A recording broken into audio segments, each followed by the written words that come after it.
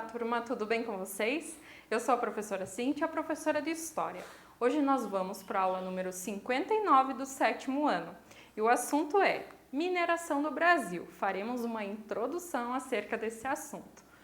Para o desenvolvimento dele, temos alguns objetivos, são eles: apontar como se deu a descoberta do ouro no Brasil, relacionar a descoberta do ouro com o aumento da circulação de pessoas na região, identificar as disputas pelo ouro entre paulistas e emboabas e explanar acerca da Guerra dos Emboabas, o que foi, como se deu e os seus resultados.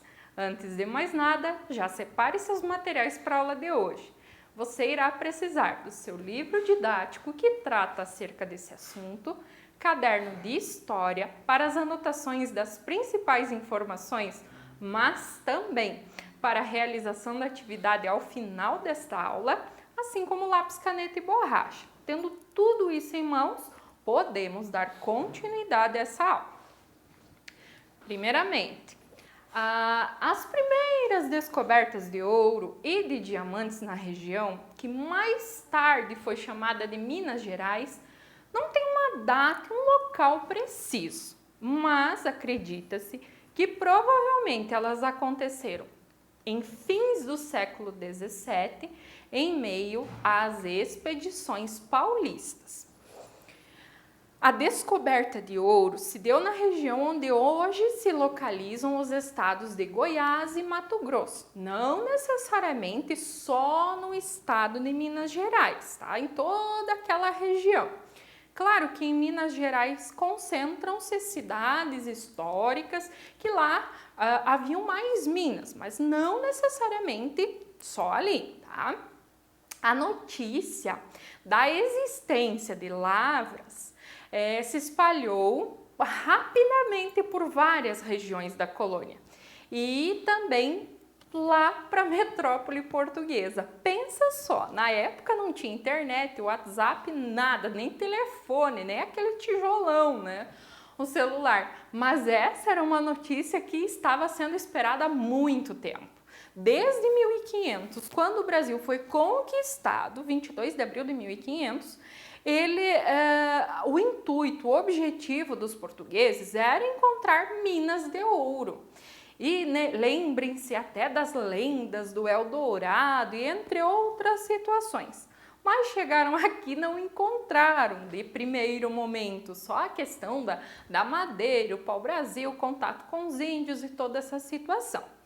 Foi a partir da crise açucareira que, por meio das bandeiras, dos bandeirantes, das monções, o território brasileiro, a América Portuguesa, ela foi melhor explorada, mais para o seu interior, não ficando apenas no litoral. E com isso é que se conheceu, se encontrou as tais minas de ouro. Várias pessoas, então, de diversas origens e condições variadas foram atraídas para a região das minas. E isso levou um aumento da população por conta da mineração, formando-se novos povoados. Outra coisa que eu quero salientar para vocês nesse momento, mas iremos falar futuramente sobre a questão da mineração. Pensa só, era mais fácil ficar rica com a mineração ou com a produção açucareira? Com certeza, sem sombra de dúvidas, com a mineração. Porque os recursos necessários para eu encontrar ouro eram pequenos. Eu precisava de uma pá, de uma bateia, uma peneira, né, para colocar os detritos, as pedrinhas, para pegar as pedras de ouro, as pepitas que a gente vai chamar. Já na produção açucareira, eu precisava de um grande latifúndio, um grande território, né, uma porção de terras. Precisaria de vários funcionários, os escravizados, né, os escravos, para trabalhar. Precisava das mudas, precisava do investimento no engenho e outras situações. E aqui não, meio com a cara e a coragem, ao teu trabalho e ferramentas muito simples para você conquistar a riqueza. Então, com isso, atraiu várias pessoas para a região para tornar-se ricas do dia para a noite. Tudo bem que não foi assim para todo mundo. E daí tem a questão da coroa, que viu aí uma forma de conquistar mais recursos para estabilizar ou acabar com a crise que estava enfrentando. Vamos lá. Entre os grupos haviam aventureiros, colonos, tropeiros, principalmente aqui do sul, comerciantes, estrangeiros e funcionários da coroa. Essas pessoas eram chamadas pejorativamente pelos paulistas de emboabas. Mas por que o termo emboaba? Na língua dos paulistas daquela época, emboaba significava pássaro de pés emplumados.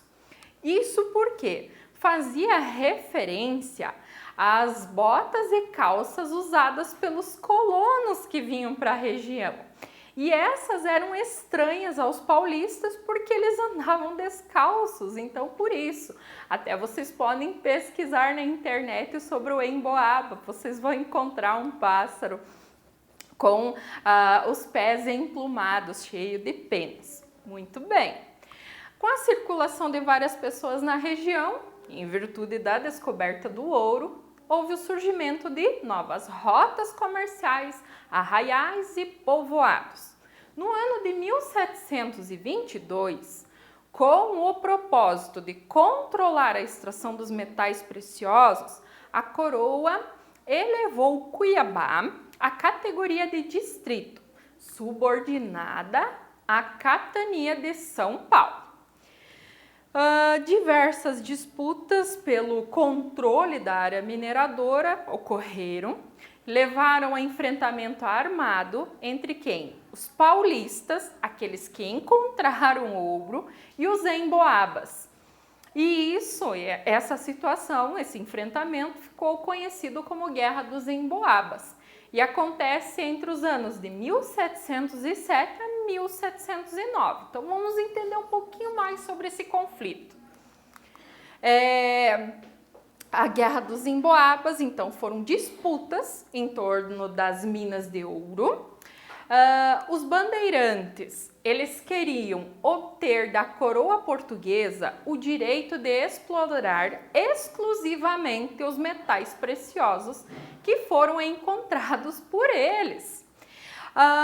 Ainda havia uma grande quantidade de brasileiros e portugueses no local que tornava o pedido inviável por parte da coroa. A guerra foi travada entre os bandeirantes paulistas e os aventureiros que chegaram no local depois de saber desse ouro que havia lá em abundância. Os forasteiros mataram 2 chefes paulistas que tentaram impor o domínio bandeirante na região. Inclusive, contrariando as ordens da coroa portuguesa, emboabas declararam Manuel Nunes Viana como governador da região das Minas e decidiram, por sua conta e risco, expulsar os paulistas da região. O principal objetivo dos emboabas era enfraquecer o domínio paulista. Manuel Nunes Viana liderou expedições para o combate e os paulistas, eles foram liderados pelo bandeirante Borba Gato. Inclusive, já falamos desse cara em aulas anteriores e este ano teve uma situação bem específica em relação até à estátua do Borba Gato. Pesquise sobre isso. Capão da Traição. Nesse local, paulistas e emboabas travaram a batalha mais trágica e determinante para o destino da guerra. Os emboabas acabaram derrotando os paulistas e conseguiram exercer o seu domínio. Lembrando, emboabas tinham origem portuguesa, principalmente. A Guerra dos Emboabas terminou com a vitória dos estrangeiros, dos portugueses. Porém, os paulistas, eles não desistiram de explorar os metais preciosos da região. Então, organizaram outras expedições, as bandeiras ou monções, né? Em direção ao Mato Grosso e também a Goiás. Algumas consequências da Guerra dos Emboabas foi a distribuição de lavras entre emboabas e paulistas.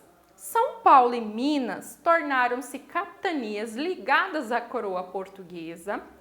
São Paulo passou de vila para cidade e a descoberta de novas jazidas na região, aliás, nas regiões do Mato Grosso e também de Goiás. A coroa portuguesa, ela intensificou, tornou mais forte a fiscalização sobre a exploração do ouro por meio da cobrança de vários impostos, o que gerou, de certa forma, um grande descontentamento entre os mineradores. Inclusive, na próxima aula, nós falaremos mais acerca desse controle por parte da coroa portuguesa sobre o ouro da colônia. Estudaremos, compreenderemos acerca do quinto, que era o principal imposto em relação ao ouro retirado do Brasil. Falaremos sobre a casa de fundição, entre outros impostos, e até como as pessoas daquela época conseguiram burlar todo esse controle por parte da coroa portuguesa.